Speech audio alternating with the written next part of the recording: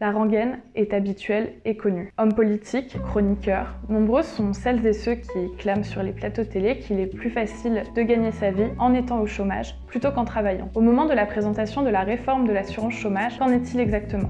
Concernant le recyclage de vieux poncifs, les membres de La République En Marche ne sont pas en rêve. Voyez plutôt. La liberté, c'est pas vers quelque chose. La liberté, c'est pas de se dire que finalement, je vais bénéficier des allocations chômage pour partir 2 ans en vacances. Les membres du parti présidentiel ne sont pas les derniers pour filer la métaphore. Le 7 novembre 2017, le député rouennais Damien Adam avait en effet déclaré dans une interview « Quand vous êtes salarié et que vous voyez certaines personnes qui partent en vacances aux Bahamas grâce à l'assurance chômage, il est légitime de se dire que le système marche sur la tête. » Concernant la part des chômeurs qui partiraient en vacances au moyen de leurs allocations dans les Bahamas, nous n'avons trouvé aucune donnée. Nous disposons cependant de quelques données concernant l'évasion fiscale.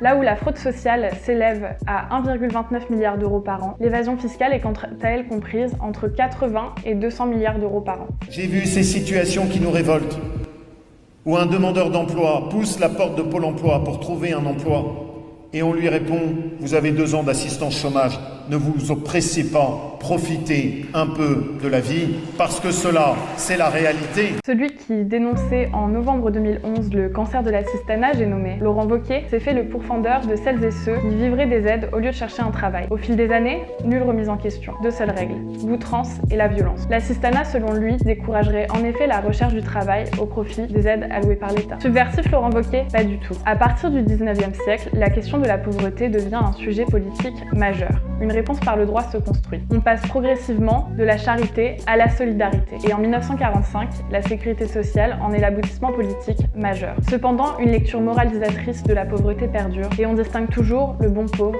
du mauvais pauvre.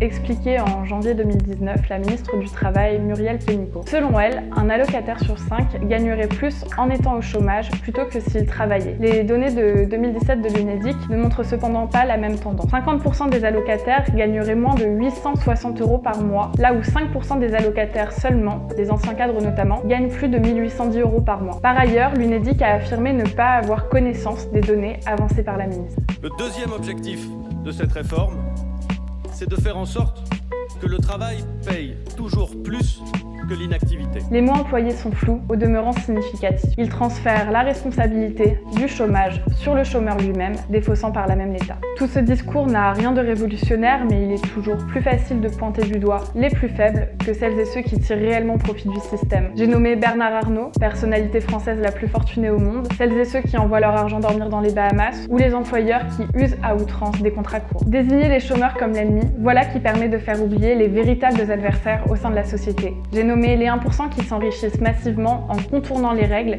et qui oublient par là même l'intérêt général. Face à cela, plusieurs solutions existent. L'une d'entre elles serait d'augmenter les salaires et de reconnaître la véritable valeur du travail. Cette vidéo est maintenant terminée. Si vous l'avez aimée, vous pouvez la partager sur les réseaux sociaux et nous retrouver sur Facebook, Twitter, Instagram et encore YouTube. Et moi je vous dis à bientôt.